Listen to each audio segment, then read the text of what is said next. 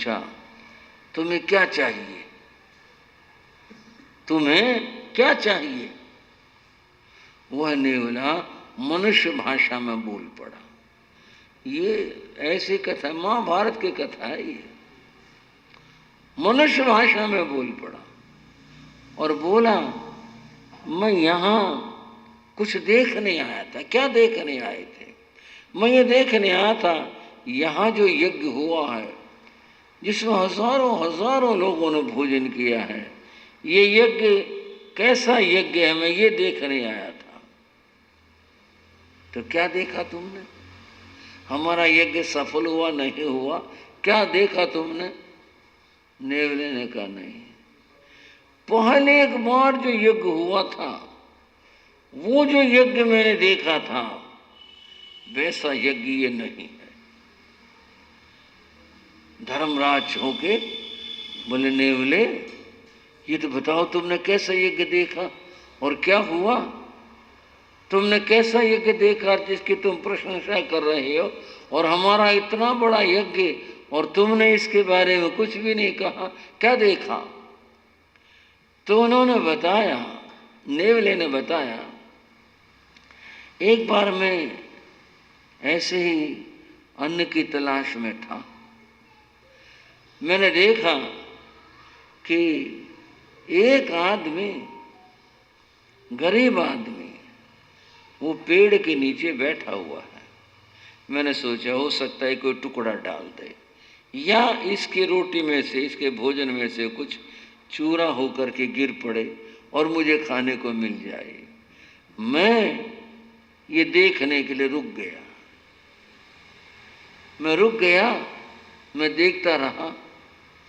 मैंने देखा कि वहाँ एक बहुत ही ऐसा व्यक्ति जो दरिद्र था, भिखारी था, वो आया और वो आके सामने खड़ा हो गया। उस आदमी ने, जिसने अपना भोजन निकाला था, उसके पास 4 रोटियां थी। उसने एक रोटी उसको दे दी। उसने बड़ी तत्पर शीघ्रता से, भूखा था, उसने रोटी खा ली। रोटी खा ली तो फिर वो खाकर गया नहीं, वो देखने लगा। वो यात्री, वो पथिक समझ गया ये भूखा है। उसने एक और रोटी दे दी, फिर एक और दे दी। उसने चौथी रोटी भी दे दी और चौथी रोटी देकर अपने हाथ झाड़ दिए। वो आदमी सिर झुका करके चला गया।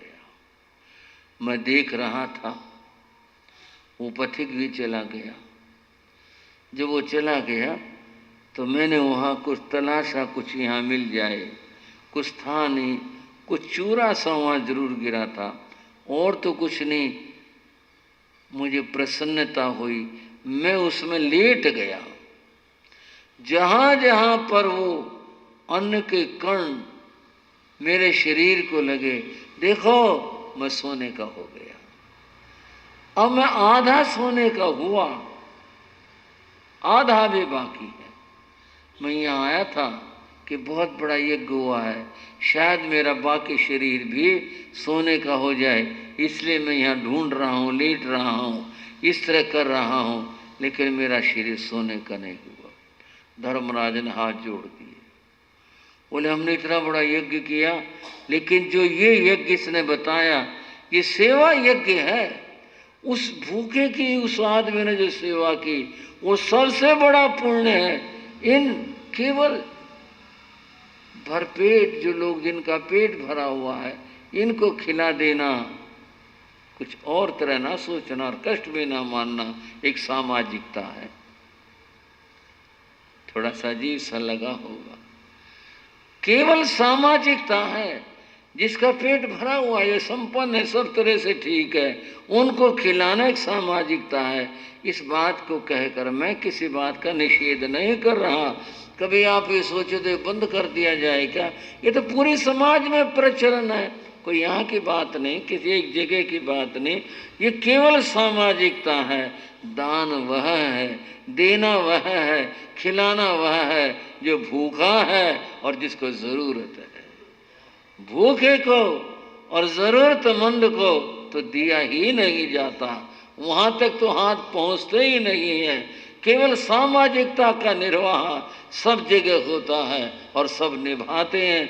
बंधुओं, अब इस बात का अर्थ यूँ लेना है, हमें इन सब सामाजिकताओं को निभाते हुए भी हमें उन लोगों का ख्याल रखना चाहिए जो ज़रूरतमंद हैं, जिनको आवश्यकता है उनको देना चाहिए, उनको खिलाना चाहिए। इसका यह अर्थ है, महाभारत जैसे प्रामाणिक ग्रंथ में जब ये कहानी दी गई कि वह जो यज्ञ हुआ वो यज्ञ श्रेष्ठ था इस सब से, क्योंकि वहाँ एक भूखे को खाना खिलाया गया। तो यज्ञ का स्वरूप तो अनेक तरह से है। यहाँ बात थी यज्ञ की, ये जो जितने भेद बताए गए, और यज्ञ तो वर्तमान के अंदर केवल अग्नि के रूप में ही किया जाता है, तो यूँ नहीं, सेवा के रूप में आदि आदि रूपों में किया गया यज्ञ वो महान होता है। अब बात करते हैं संयम की। संयम इन सब से बड़ा है बंधुओं, संयम इन सब से बड़ा है। अब कोई कहे कि साधु लोग जो हैं अगर ये भी इस तरह का काम शुरू कर दें, जैसे कि भी रोटियों का एक बड़ा भर करके टोकरा बैठ जाए, रोटियां बांटने लगे, करने लगे, इसमें फर्क है बात का। ये साधु का काम नहीं है, ये गृहस्थ का काम है। अपने अपने आचार हैं, अलग अलग आचार हैं, ये साधु आचार नहीं है। आप कहेंगे क्यों, इसमें क्या बात है, तो अच्छा काम है इस तरह से भोजन बांटना। नहीं, साधु का काम है ध्यान, साधु का काम है समाधि, साधु का काम है भजन करना, ये साधु के काम है। ये गृहस्थ का आचार, गृहस्थ के काम है कि वो किसी की सेवा करे, किसी को भोजन दे। क्योंकि साधु अगर इस काम को करेगा, आज तो आप एक टोकरा भर कर रोटी देंगे, महाराज ये बांट देना, साधु बड़ा खुश, और कल फिर साधु कहेगा भाई वो रोटी आई नहीं, भाई रोटी दे के जाना, मैंने बांटनी है, और कल आपने ला करके दे दी, और परसों फिर तो ये स्थिति आएगी कि साधु पहले रोटी इकट्ठी करेगा फिर बांटेगा, और तरसों ये स्थिति बनेगी भैया तो खुद ही पकानी पड़ेंगी तब जाके बट पाएंगे। जब ये काम करने लगेगा तो साधु अपनी साधना कब करेगा। बंधु, एक बार हमारा एक आश्रम में जाना हुआ, वहाँ जो उस आश्रम के स्वामी थे महात्मा बड़े, तो मैंने वैसे कहा अभी आए हैं यहाँ एक बार तो मिलने। मैंने श्री अमित मुनि जी से कहा आए हैं महात्मा जी से मिलने। उन्होंने किसी को कहा भाई जैन संत आए महात्मा जी एक बार मिल लेते, तो उन्होंने कहा जी उनके ऑफिस में आ जाओ। ऑफिस, आप और तरह ना सोचना क्या आप ऑफिस करेगा। जितना बढ़िया ऑफिस उन्होंने बना रखा था, जो शान के साथ में वहाँ पर गद्दे, तकिए, सोफा, ये कुर्सियाँ, उनकी अपनी कुर्सी क्या शानदार, देखकर लगा वे महात्मा के डेरे में आए हैं या किसी सेठ के यहाँ पर आए हैं। अब ये बात देख कर एक तो कमाल है, बड़े ठाठ है, पर सवाल है ये साधुता हुई या कुछ और हुआ या सेठ के ठाठ हुए। हमें सेठ बनना है या साधु बनना है, बनना क्या है। उन्होंने कहा जी बैठो, सोफा था। महात्मा जी हम तो सोफे पर नहीं बैठेंगे, और लकड़ी का अगर कोई स्टूल हो तो उस पर बैठ सकते हैं। उन्होंने स्टूल मंगवा दिया, स्टूल नहीं मंगवा, वो इसकी प्लास्टिक की कुर्सी थी। बोले वो तो है नहीं, प्लास्टिक की कुर्सी बैठ जाएंगे। बैठ के बातचीत हुई, उन्होंने अपने आश्रम की वो सब बताई महिमा, कितनी हमारी ज़मीन है, कितने हमारे पास हो रहे हैं, हमारे पास इतने गाय हैं, हमारे पास, वो सब कुछ बताया।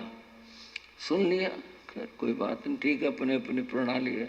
एक बात मैंने पूछी, महात्मा जी आपके यहाँ कोई साधना की प्रणाली हो तो बताओ। हम तो, आप भी महात्मा हो, हम भी महात्मा हैं, हमारी आपकी तो बातचीत यही है, अपने अपने साधना के बाद आपके यहाँ साधना किस तरह करते हैं। बोला देखो स्वामी जी इतना टाइम अपने पास नहीं है, साफ ही कह दिया, बोले इतना टाइम अपने पास नहीं है, हम तो बस भगवान ने सेवा की ड्यूटी लगा रखी है, सेवा करते हैं, ये हमारा काम है। बंधुओं, सेवा करना उत्तम काम है, अच्छी बात है, बहुत अच्छी बात। पर मामला यहाँ आकर अटक गया कि साधु और उसने गृहस्थों वाले सारे काम किए, तो साधना कब कहाँ? साधु बनने का अर्थ क्या निकला? साधु बनने का अर्थ तो तब निकलेगा कि जब साधना करेंगे। यहाँ पर क्या कहा? इन सारे कार्यों से जो यहाँ पर बताए गए, इन सब से संयम श्रेष्ठ है। और संयम क्या है? 5 महाव्रतों का पालन करना, अहिंसा का पालन करना, सत्य का पालन करना, अचौर्य व्रत का पालन करना, ब्रह्मचर्य व्रत का पालन करना, अपरिग्रही होकर रहना, ये साधुपना है, ये साधुता है। अगर इनका पालन नहीं हुआ और करते रहे, फिर वो साधु वाली बात कैसे हो पाएगी? यहाँ संयम को सबसे श्रेष्ठ बताया। संयम सबसे ऊंचा, सबसे श्रेष्ठ है। और यहाँ तो कहा गया, कोई आदमी इस प्रकार के कितने भी कार्य कर ले, उससे वह पुण्योपार्जन तो कर लेगा, मुक्ति मोक्ष की बात नहीं हो सकती। मुक्ति और मोक्ष तो त्याग से प्राप्त होते हैं, तप से प्राप्त होते हैं, उसका रास्ता तो वही है। इन सब से पुण्योपार्जन है। ठीक है, पुण्य कमा रहे हैं, आगे फिर उपलब्ध हो जाएंगे साधन, इतना ही होगा। मुक्ति मोक्ष तो त्याग के द्वारा प्राप्त होगे। अतएव जो आत्मयज्ञ है, हम उसे करते हैं। देवराज इंद्र चुप हो गए। बात ही ऐसी थी, प्रश्न का समाधान ही ऐसा था। थोड़ी देर चुप रहे, फिर आगे का प्रश्न किया। घोरा समं चैताणम अन्नं पथे से आसमं ये पोष है रव भवाहे मुणुया ही वा। आप से मेरा कहना है, विप्र इंद्र कह रहे हैं, आपसे मेरा कहना है, घोर आश्रम को छोड़कर आपने संन्यास आश्रम ले लिया। घोर आश्रम, घोर आश्रम तो यही होगा, और कौन सा आश्रम होगा? घोर आश्रम। बंधुओं, घोर आश्रम गृहस्थ को कहते हैं। घोर आश्रम नाम गृहस्थ का है। संन्यास जो आश्रम है, इसका नाम घोर आश्रम नहीं है। तो कहा तुमने घोर आश्रम छोड़ करके संन्यास आश्रम ले लिया। आप इस घोर आश्रम में रह करके आप यहाँ पर जो कर्तव्य हैं उनका पालन करते हुए आत्म कल्याण करो। मनुस्मृति में एक बात आई, वो आई कि 4 आश्रम हैं। पहला है ब्रह्मचर्य आश्रम, दूसरा है गृहस्थ आश्रम, तीसरा है वानप्रस्थ आश्रम, और चौथा है संन्यास आश्रम। ये महर्षि मनु की आश्रम व्यवस्था है कि मनुष्य को इस रीति से चलना चाहिए, इस रीति से उसका कल्याण होगा। जैन धर्म में आश्रम व्यवस्था को नहीं माना। 2 बातें हैं, एक वर्ण व्यवस्था, जातिवाद, इसको जैन धर्म ने नहीं माना। हालांकि अब ये जातिवाद बहुत फैला, लेकिन भगवान महावीर ने इसका निषेध किया। कहा एगा मनुष्य जाई, केवल एक ही जाति है, नो हीणे नो अरित्ते, न कोई छोटा है न कोई बड़ा है, केवल एक मात्र एक ही जाति है, मनुष्य जाति, और कोई जाति नहीं है। मनुष्यों में ये अमुक है, ये अमुक है, ये अमुक है, नो हीणे, कोई छोटा नहीं, नो अरित्ते, कोई बड़ा नहीं है, कुछ नहीं है। ये भगवान महावीर का वचन है। बंधुओं, एक तो भगवान महावीर ने इस वर्ण व्यवस्था को नहीं माना, दूसरी बात आश्रम व्यवस्था को नहीं माना। अब आश्रम व्यवस्था को क्यों नहीं माना? इसका सबसे बड़ा कारण कहा कि भाई जीवन का तो कोई भरोसा ही नहीं है। ये जो आश्रम व्यवस्था है ये 100 साल का जीवन मान करके स्थापित की गई है कि 25 साल तक तो विद्या अध्ययन करो, 25 साल फिर गृहस्थ जीवन जियो, 25 साल उससे निकलकर संन्यास से पहले बीच की स्थिति जो है उसको जियो, वानप्रस्थ बन करके रहो, और फिर अंतिम जो 25 साल है वो संन्यास के रहो। ये बात वैदिक परंपरा में के जैन परंपरा में पहला सवाल उठाया, 100 साल की उम्र का भरोसा किसे है?